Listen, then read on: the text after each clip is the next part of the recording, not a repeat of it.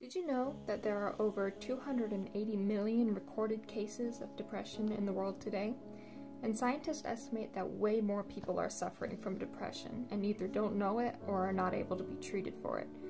Either way, it's 280 million people too many that have to suffer from this horrible mental disease.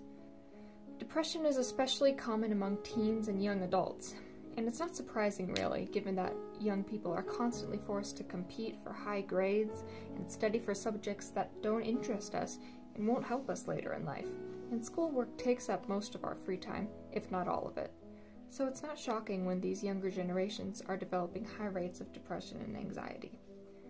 The strange thing about depression is how raw and empty you feel at horrible news, such as school shootings and firefighters dying. And although you know these things are horrible, you feel nothing, since it doesn't make a direct impact on you. But then you'll do something that would seem like a minor inconvenience to a normal person, like drop a plastic spoon or something silly, and you'll be like, that's it, that's the last straw, I'm ready to die. And it seems silly in retrospect to contemplate suicide over the tiniest inconveniences, but in the moment, for someone with depression, it gets very frustrating, almost maddening at times.